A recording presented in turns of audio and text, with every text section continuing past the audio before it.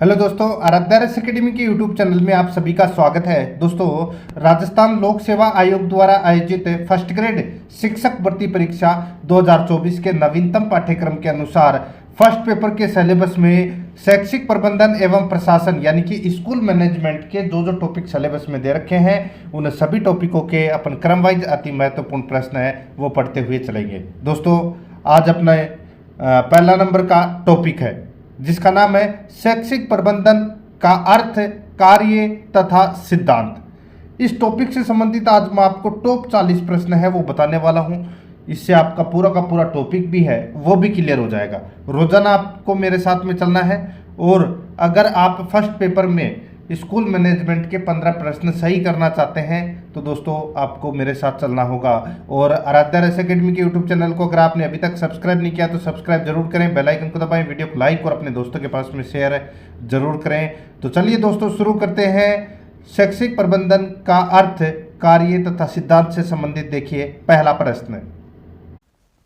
Henry फियोल के विशिष्टीकरण का सिद्धांत का संबंध है। हेनरी फियोल के विशिष्टीकरण का सिद्धांत का संबंध है तो दोस्तों बताइए इसका जो संबंध है वो किससे है?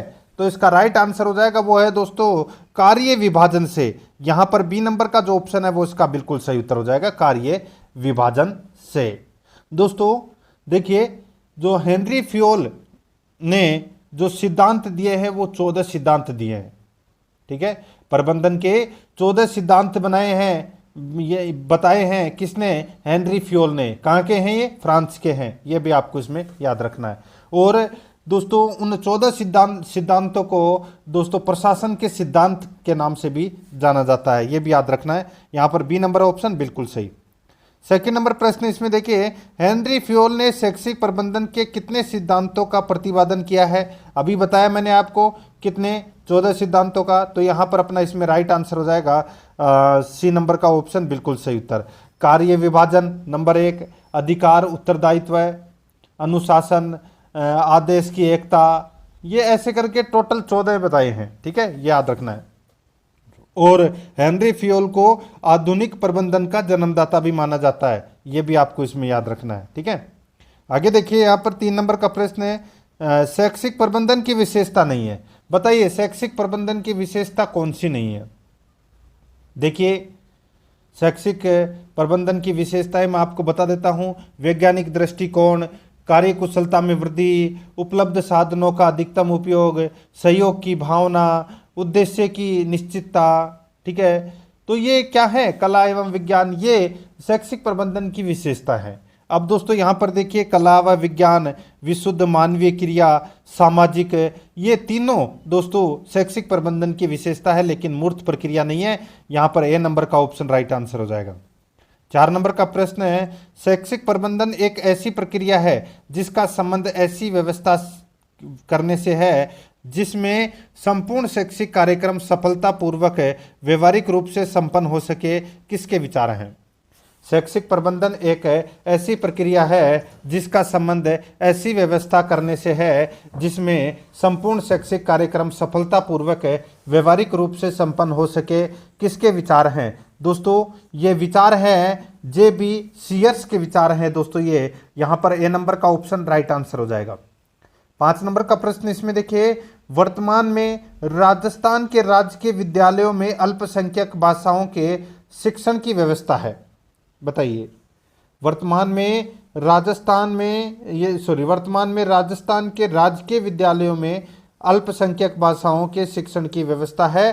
तो दोस्तों इसका राइट आंसर हो जाएगा वो है दोस्तों गुजराती, पंजाबी, उर्दू, सिंधी। ठीक है, गुजराती, पंजाबी, उर्दू, सिंधी। तो यहाँ पर सी नंबर का ऑप्शन राइट आंसर हो जाएगा।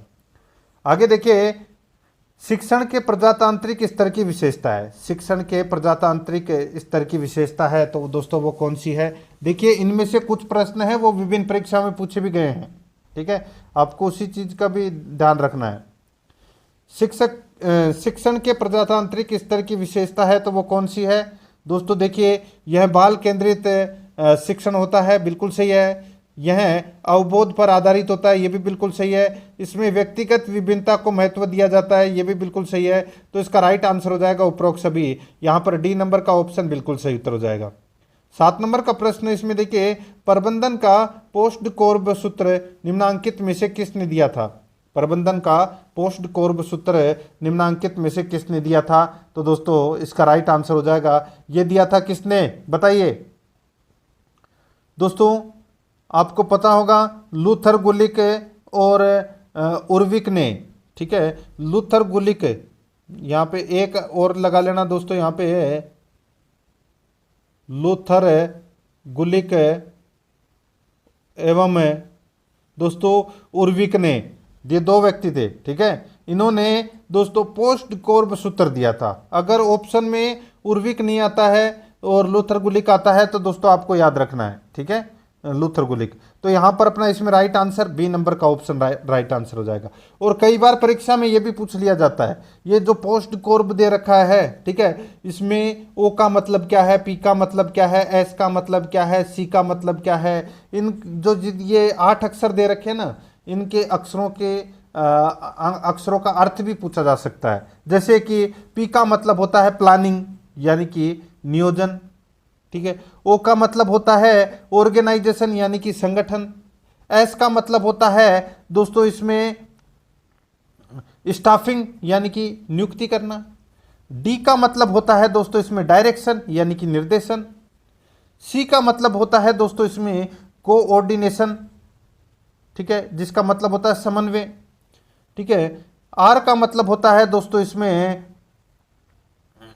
देखिए इसमें आर और बी, ठीक है, ये आपको याद रखना है। यहाँ पर कई बार परीक्षा में ये प्रश्न हैं, ये पूछे जाते हैं दोस्तों, ठीक है।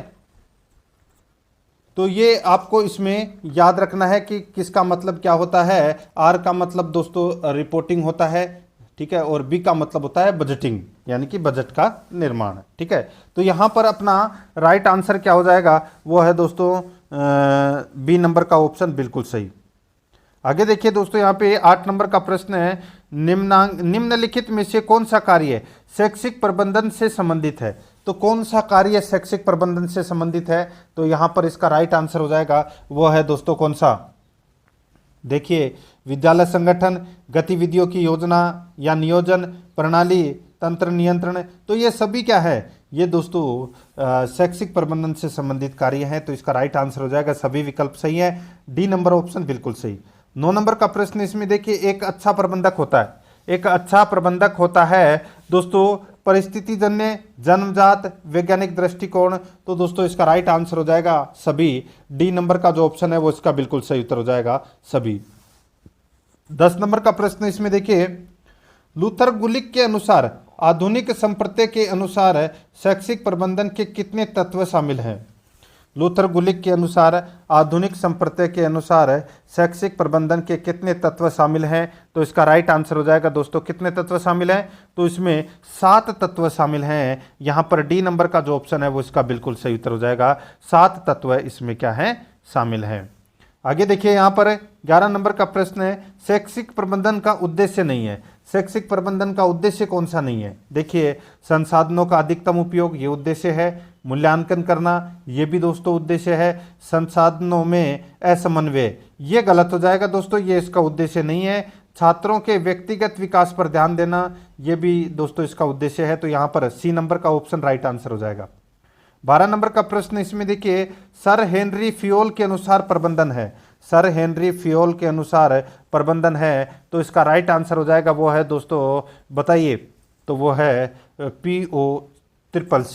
POCCC। ये क्या है? ये दोस्तों प्रबंधन के अनुसार हेनरी फियोल के अनुसार प्रबंधन है, ठीक है। राइट आंसर हो जाएगा इसमें बी नंबर का ऑप्शन बिल्कुल सही। आगे देखिए, शैक्षिक प्रबंधन वह कार्य है जो किसी प्रबंधक को करना पड़ता है, यह किसका कथन है? शैक्षिक प्रबंधन वह कार्य है जो किसी प्रबंधक को करना पड़ता है, यह किसका कथन है? इसका राइट आंसर हो जाएगा दोस्तों, ये कथन है, ये किसका है? तो इसका राइट आंसर हो जाएगा, वो है, ये कथन दोस्तों एलन का है। सी नंबर का ऑप्शन बिल्कुल सही, एलन का कथन है। 14 नंबर का प्रश्न है, भारत में शैक्षिक प्रशासन कितने स्तरीय है? तो भारत में शैक्षिक प्रशासन कितने स्तरीय है? तो दोस्तों ये 3 स्तरीय है, यह याद रखना, 3 स्तरीय। तो यहाँ पर सी नंबर ऑप्शन बिल्कुल सही। आगे देखिए, राष्ट्रीय स्तर का शिक्षा के क्षेत्र में सर्वोच्च संगठन है। राष्ट्रीय स्तर का शिक्षा के क्षेत्र में सर्वोच्च संगठन है, तो वो कौन सा सर्वोच्च संगठन है? तो दोस्तों राइट आंसर हो जाएगा वो है MHRD। MHRD ये दोस्तों राष्ट्रीय स्तर का शिक्षा के क्षेत्र में सर्वोच्च संगठन है ये। तो यहाँ पर अपना इसमें सही उत्तर हो जाएगा ए नंबर का ऑप्शन बिल्कुल सही। आगे देखिए, जे हार्टले के अनुसार शैक्षिक प्रबंधन का तत्व नहीं है। जे हार्टले के अनुसार शैक्षिक प्रबंधन का तत्व नहीं है, तो वो कौन सा तत्व नहीं है बताइए? तो दोस्तों वो है अदा है, प्रक्रिया है, प्रदा है, लेकिन प्रणाली नहीं है। तो यहाँ पर डी नंबर का ऑप्शन राइट आंसर हो जाएगा। आगे देखिए, शैक्षिक प्रबंधन वह कार्य है जो किसी प्रबंधक को करना पड़ता है, यह कथन है। शैक्षिक प्रबंधन वह कार्य है जो किसी प्रबंधक को करना पड़ता है, यह कथन है। दोस्तों ये कथन किसका है? तो ये कथन है दोस्तों एलन का। यहाँ पर बी नंबर का ऑप्शन राइट आंसर हो जाएगा। आगे देखिए, प्रबंधन के क्षेत्र में कला एवं विज्ञान एक ही सिक्के के दो पहलू है। बताइए, प्रबंधन के क्षेत्र में कला एवं विज्ञान एक ही सिक्के के दो पहलू हैं, ये कथन किसका है दोस्तों? ये कथन है ये दोस्तों हिलकट का कथन है। तो यहाँ पर सी नंबर का ऑप्शन राइट आंसर हो जाएगा। आगे देखिए दोस्तों, यहाँ पे राजस्थान निःशुल्क एवं अनिवार्य बाल शिक्षा नियम 2011 के अनुसार प्रारंभिक शिक्षा परिषद के प्रमुख होंगे। प्रारंभिक शिक्षा परिषद के प्रमुख होंगे तो कौन होंगे? तो इसका राइट आंसर हो जाएगा वो है दोस्तों इसमें बताइए। तो दोस्तों वो है सर्व शिक्षा अभियान के निर्देशक या कमिश्नर। तो यहाँ पर बी नंबर का ऑप्शन राइट आंसर हो जाएगा। आगे देखिए, राज्य में शिक्षा का मुखिया होता है। तो दोस्तों राज्य में शिक्षा का मुखिया कौन होता है? तो शिक्षा मंत्री होता है। तो यहाँ पर ए नंबर ऑप्शन बिल्कुल सही। आगे देखिए, प्रबंधन करने से आशय पूर्वानुमान लगाना एवं योजना बनाना, संगठन की व्यवस्था करना, निर्देश देना, समन्वय करना तथा नियंत्रण करने से है, यह विचारधारा है। प्रबंधन करने से आशय पूर्वानुमान लगाना एवं योजना बनाना, संगठन की व्यवस्था करना, निर्देश देना, समन्वय करना तथा नियंत्रण करने से है, यह विचारधारा है। तो दोस्तों ये विचारधारा है, ये किसकी है? तो दोस्तों ये हेनरी फ्योल की विचारधारा है। यहाँ पर डी नंबर का ऑप्शन राइट आंसर हो जाएगा इसमें। 22 नंबर का प्रश्न है, ग्राम पंचायत में प्राथमिक उच्च प्राथमिक विद्यालयों पर प्रशासनिक नियंत्रण किसका होता है? तो दोस्तों ग्राम पंचायत में प्राथमिक या उच्च प्राथमिक विद्यालयों पर प्रशासनिक नियंत्रण होता है, तो वो होता है दोस्तों PEEO का। ठीक है, यानी कि पंचायत एलिमेंट्री एजुकेशन ऑफिसर का इसमें नियंत्रण होता है। तो यहाँ पर ए नंबर ऑप्शन राइट आंसर। आगे देखिए, सतत शिक्षा एवं साक्षरता विभाग के तहत साक्षर भारत कार्यक्रम में निम्न में से कौन से आयाम और शामिल किया गया? बताइए। सतत शिक्षा एवं साक्षरता विभाग के तहत साक्षर भारत कार्यक्रम में निम्न में से कौन से आयाम और शामिल किए गए? तो दोस्तों बताइए। देखिए यहाँ पर चुनावी एवं वित्तीय साक्षरता, कानूनी साक्षरता, आपदा प्रबंधन एवं नागरिक सुरक्षा, तो दोस्तों ये सभी आयाम है वो इसमें शामिल किए गए हैं। तो इसमें राइट आंसर हो जाएगा इनमें से सभी। तो यहाँ पर इसका राइट आंसर डी नंबर का ऑप्शन बिल्कुल सही। आगे देखिए, ब्लॉक स्तर पर सर्वोच्च शिक्षा अधिकारी कौन होता है? ब्लॉक स्तर पर सर्वोच्च शिक्षा अधिकारी कौन होता है? राइट आंसर हो जाएगा वो है दोस्तों CBEO। CBEO ये होता है दोस्तों, यानी कि मुख्य ब्लॉक शिक्षा अधिकारी। तो यहाँ पर सी नंबर का जो ऑप्शन है वो इसका राइट आंसर हो जाएगा इसमें। आगे देखिए, शैक्षिक प्रबंधन का अर्थ है। शैक्षिक प्रबंधन का अर्थ है वो क्या है बताइए। दोस्तों 4 ऑप्शन है वो आपके सामने यहाँ पर दे रखे हैं। शैक्षिक प्रबंधन का जो अर्थ है वो है दोस्तों देखिए, पूर्व निर्धारित लक्ष्य की प्राप्ति, एक संस्था द्वारा सामूहिक प्रयास, शिक्षा प्रक्रिया की व्यवस्था करना। तो इसका राइट आंसर हो जाएगा उपरोक्त सभी। यहाँ पर डी नंबर का ऑप्शन बिल्कुल सही उत्तर हो जाएगा। आगे देखिए, शैक्षिक प्रबंधन का एक मूल तत्व नहीं है। शैक्षिक प्रबंधन का मूल तत्व नहीं है, तो इसका राइट आंसर हो जाएगा वो है, बताइए कौन सा नहीं है।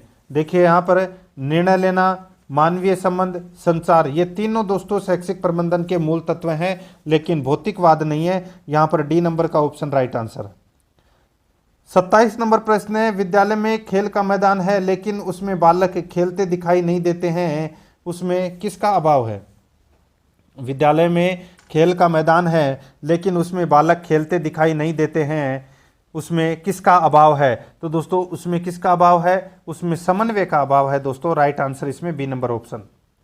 आगे देखिए, शैक्षिक प्रबंधन एवं प्रशासन के लिए लूथर गुलिक द्वारा प्रदत्त सूत्र पोस्ट कोर्ब अक्सर डी का अर्थ क्या है? तो मैंने अभी आपको बताया था दोस्तों इन सभी का अर्थ, ठीक है, पोस्ट कोर्ब में। तो यहाँ पे डी का मतलब क्या होता है? डायरेक्शन। डायरेक्शन का मतलब क्या होता है? निर्देशन, ठीक है। तो यहाँ पर अपना इसमें राइट आंसर हो जाएगा इसमें डायरेक्टिंग यानी कि निर्देशन। तो यहाँ पर right answer c number option हो जाएगा, डायरेक्टिंग, ठीक है, निर्देशन। आगे देखिए, प्रबंधन का हृदय है, प्रबंधन का हृदय है वो दोस्तों क्या है? तो दोस्तों वो है अभिप्रेरणा है, ये प्रबंधन का हृदय है। डी नंबर ऑप्शन बिल्कुल सही। आगे देखिए, पंजीयक शिक्षा विभागीय परीक्षाएं बीकानेर संस्था द्वारा निम्न में से कौन सी परीक्षा का आयोजन नहीं करवाया जाता है? बताइए कौन सी परीक्षा का आयोजन नहीं करवाया जाता है? तो दोस्तों वो है इसमें 10वीं की बोर्ड की परीक्षा का आयोजन है वो नहीं करवाया जाता है। ये माध्यमिक शिक्षा बोर्ड द्वारा ये आयोजित करवाई जाती है ये परीक्षा। तो यहाँ पर अपना सी नंबर का ऑप्शन राइट आंसर हो जाएगा इसमें, ठीक है। बाकी तीनों का आयोजन किया जाता है। आगे देखिए, शिक्षण का सत्तावादी स्तर केंद्रित है, शिक्षण का सत्तावादी स्तर केंद्रित है तो वो कौन सा है? इसका राइट आंसर हो जाएगा वो है दोस्तों, बताइए। काफी बार ये प्रश्न है, ये दोस्तों परीक्षा में पूछा जा चुका है। शिक्षण का सत्तावादी स्तर केंद्रित है, तो दोस्तों इसका बिल्कुल सही उत्तर हो जाएगा वो है इसमें दोस्तों शिक्षक केंद्रित। तो यहाँ पर ए नंबर का ऑप्शन बिल्कुल सही उत्तर हो जाएगा इसमें, ठीक है। आगे देखिए, यहाँ पर प्रशासन एवं प्रबंधन के संदर्भ में उपयुक्त कथन है, प्रशासन एवं प्रबंधन के संदर्भ में उपयुक्त कथन है। तो दोस्तों देखिए, प्रशासन नीति निर्धारण एवं प्रबंधन नीतियों को लागू करता है, बिल्कुल सही है। दूसरा है, प्रशासन का लाभ संपूर्ण समाज को मिलता है तथा प्रबंधन का लाभ एक सीमित क्षेत्र को प्राप्त होता है। तो दोस्तों इसका राइट आंसर हो जाएगा, उपरोक्त दोनों सही है, सी नंबर ऑप्शन बिल्कुल सही। आगे देखिए, निर्देशन की प्रक्रिया का भाग नहीं है, निर्देशन की प्रक्रिया का भाग नहीं है तो दोस्तों कौन सा नहीं है? तो वो है दोस्तों देखिए, आदेश देना, प्रशिक्षण, मूल्यांकन, ये तीनों है, लेकिन अनुशासन नहीं है। तो यहाँ पर डी नंबर का ऑप्शन राइट आंसर अनुशासन। आगे देखिए, स्टाफिंग संतोषजनक एवं संतुष्ट कार्य शक्ति को प्राप्त करने तथा उसे बनाए रखने का कार्य करता है, विचार है। स्टाफिंग संतोषजनक एवं संतुष्ट कार्य शक्ति को प्राप्त करने तथा उसे बनाए रखने का कार्य करता है, ये विचार है। तो दोस्तों ये विचार है, ये जॉर्ज टेरी का विचार है। यहाँ पर ए नंबर का ऑप्शन राइट आंसर हो जाएगा। आगे देखिए, शिक्षण के सत्तावादी स्तर की विशेषता नहीं है, शिक्षण के सत्तावादी स्तर की विशेषता कौन सी नहीं है? तो दोस्तों वो है विद्यार्थियों की सहभागिता अधिक होती है। तो यहाँ पर बी नंबर का ऑप्शन बिल्कुल सही। तो दोस्तों आज के लिए इतना ही, और कल अपना नया टॉपिक आएगा और उस टॉपिक से संबंधित अपन इंपॉर्टेंट प्रश्न है वो पढ़ेंगे। रोजाना आपको मेरे साथ में चलना है। और आराध्या रेस एकेडमी के यूट्यूब चैनल को सब्सक्राइब जरूर करें, बेल आइकन को दबाएं, वीडियो को लाइक और अपने दोस्तों के पास में शेयर जरूर करें। मिलते हैं दोस्तों नेक्स्ट वीडियो में। जय हिंद, जय भारत।